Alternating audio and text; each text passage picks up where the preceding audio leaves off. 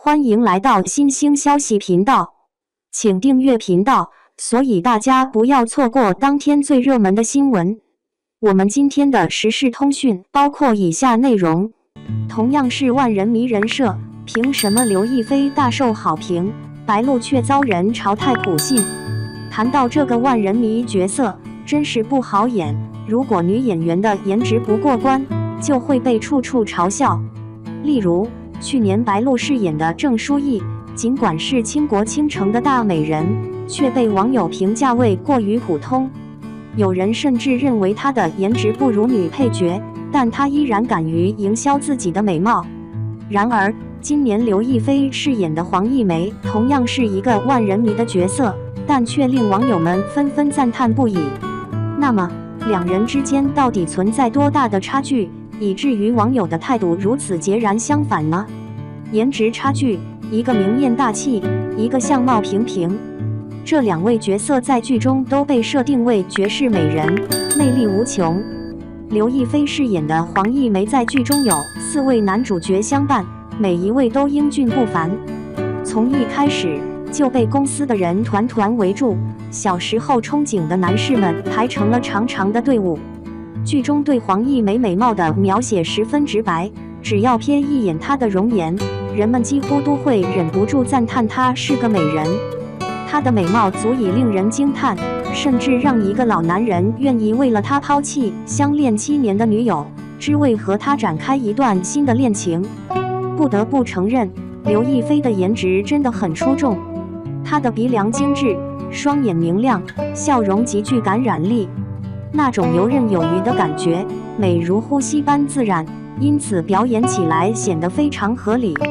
然而，当这种人设落在白鹿身上时，往往令人无言以对。去年，她在《以爱为营》中饰演的郑书意，几乎也是相同的人设。剧中几乎所有登场人物，无论男女，都被评价为倾国倾城，似乎这种容貌可以胜任一切。然而，网友们却纷纷吐槽这种设定。女主的有多么自信，才会认为人人都在称赞她的美貌？说白了，白鹿的颜值并没有达到大美人的标准，因此这种人设并不讨人喜欢。虽然她也算得上是美女，但与刘亦菲相比，显然逊色不少。她的五官有明显的缺陷，一笑起来牙龈都露出来了，实在与女神形象相去甚远。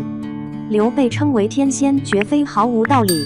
她的面容实在是太过出众，堪称典型的古香美人。尤其是在电视剧中的特写镜头，她毫无畏惧地展现了自己的美丽。然而，白鹿却被豆瓣称为4普之一，外貌既不出众也不精致，在剧中常常依赖滤镜和磨皮的效果。一旦镜头近距离拍摄，短处立刻暴露出来，甚至还不如一直被评价为平淡的安岳熙。果然，美丽是在对比中显现的。刘亦菲在剧中的配角均为朱珠、惋惜这样的美女，即使是这些大美女作陪，她的颜值依然能够压过对方。不仅外貌存在差异，连气质和穿着风格也截然不同。穿搭差距，一个时尚洋气，一个土到掉渣。既然已经成为万人迷，又是职场白领，那么在穿搭上也必须让人信服。在《玫瑰的故事》中，天仙的每一套穿搭都极为出彩，无论是休闲装、职场风格，还是各式小礼服，都令人眼前一亮。她美得让人移不开眼睛，同时看起来非常干练。这部剧几乎涵盖了黄逸梅的各个年龄阶段，有大学毕业生的穿搭，也有初入职场的工作装，还有她在家时的睡衣装。可以说，不论哪种风格，天仙都能轻松驾驭。她仿佛从小说中走出的女主角，即使随便披一块布也美得惊人。更不用说她的风衣和晚礼服了，这些服装不仅展现了她的时尚品味，还凸显了她的独特气质。再加上天仙的高挑纤瘦的身材，穿上衣服就像在走秀一样，即便是200块钱的衣服，她也能穿出昂贵和有质感的感觉。相反，白鹿在《以爱为营》中的穿搭尤其是她的小香风造型，竟然被网友吐槽到出圈，被人调侃实在太健壮了，和男主站在一起时，肩膀几乎比男主还宽。一时间也无法分辨究竟是谁的问题。那套黑色西装原本应当显得干练而富有气质，没想到白鹿在剧中的表现竟然让这套衣服被讥讽为保洁阿姨的同款。剧中还有一个红色裙子撞衫的桥段，大概是为了利用谁丑谁尴尬的梗来突出女主的美丽。这条裙子穿在白鹿身上竟然成了一种累赘，不仅暴露了她身材的缺点，还让她看起来魁梧了不少，显得比例不佳，给人一种55身的感觉。还有一件白色的 Gucci 大衣，这衣服无疑高档许多，毕竟是奢侈品牌。然而穿在白鹿身上却并未展现出奢华的气息。这件衣服既没有展现她的身材，也没有彰显出她应有的气场，而且竟然被网友发现与倪妮在春晚上穿的同款。只能说衣服还是要看人来穿。最重要的是，这些衣服是从淘宝买来的，穿不出质感也就罢了。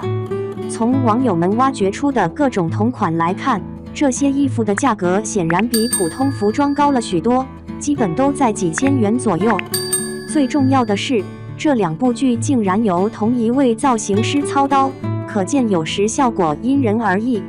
最后就是演技上的差距了。演技差距，一个游刃有余，一个得意洋洋。尽管天仙的演技曾经饱受批评，但相比于新晋小花，她的表演显得更为自然松弛。剧中的黄一梅形象丰满，从青涩懵懂到历经人生起伏，她在每个美丽女人的阶段都处理得游刃有余。尤其是在展现美这一方面，她笑起来阳光明媚，面对上司既彬彬有礼，又带着些许俏皮和叛逆。毕竟她是个万人迷，持量行凶对她来说是常态，但在她身上却看不到那种因美貌而洋洋得意的姿态，反而更令人欣赏。果断拒绝丑男的态度，让人不由自主地觉得这样的人确实不配美丽大方的黄一梅。白鹿饰演的郑书意，整个人散发出一种小人得志的气息，仿佛在说：我如此美丽，为什么大家的目光不集中在我身上？面对富人时，他总是谄媚奉承，而面对地位低于自己的人，却表现得高傲自大。这样的人竟然会是女主角，真是难以想象。特别是在与恶毒女配对戏时，明明是对方在暗中作梗，自己才是受害者，但他的表演却让自己看起来像是恃强凌弱的反派。随口说出的台词是自己长得漂亮，靠脸吃饭。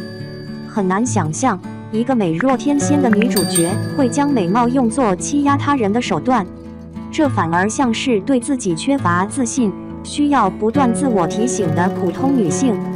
说到底，真正的美女根本不需要自我标榜，周围人的反应就是最好的证明。结语，可以说，这类万人迷的角色并不是谁都能胜任的，演员应当选择与自己相符的人设，提升自身业务能力才是最重要的。